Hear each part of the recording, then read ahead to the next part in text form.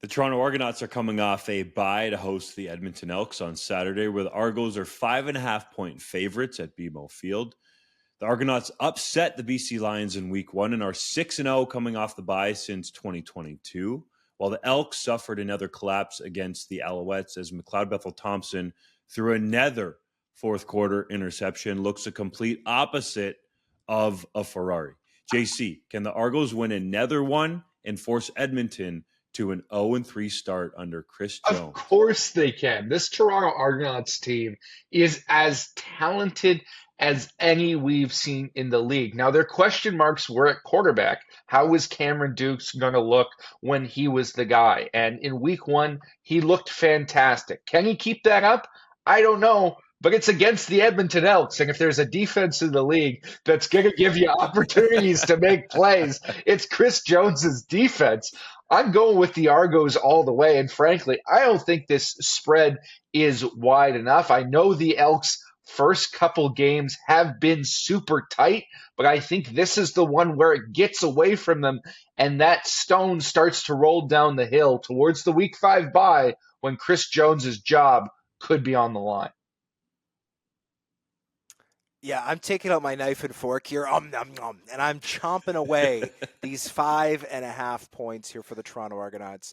They're coming off a bye. They've been very good off the bye the last couple of seasons. If this team was going to lose early in the season at home, it would have been week 1 to a tough BC Lions team.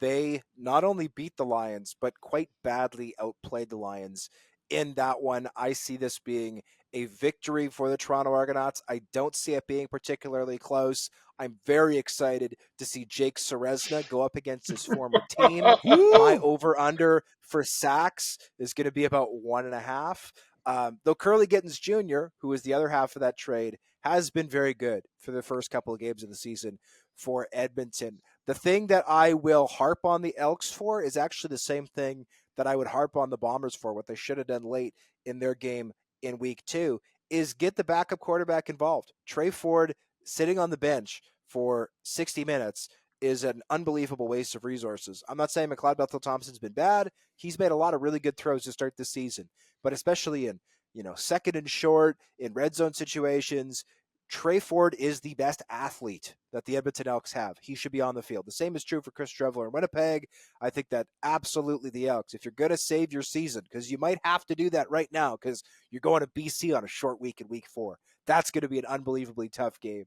You got to win this one. Get Trey Ford involved. Not saying to start, but get him involved. I don't think they're going to, though, and I think they're going to fall to 0-3. You know what's a waste of resources? Spending around $500,000 on a quarterback when you already have one on the roster, when you're talking about an offensive line that isn't very good and might cause a quarterback to need to move around a little bit. Just saying. The other thing that stands out to me about this game is Ryan Dinwiddie's expectation that he has laid out to this Argos football team since he's gotten to Toronto is that they go undefeated at home, or they at least scratch and fight and claw to defend that home turf, so to speak. He said it in his comments after the victory against the BC Lions in week 1 that didn't really mean anything to him because they just expect to win at home. He's like, we got to go on the road and win a damn game in Vancouver to be doing anything of substance to Dinwiddie. So that standard to me is absolutely high. And I just have a hard time seeing off a bye week the Argos coming out flat at home when there are those kinds of expectations from the head coach.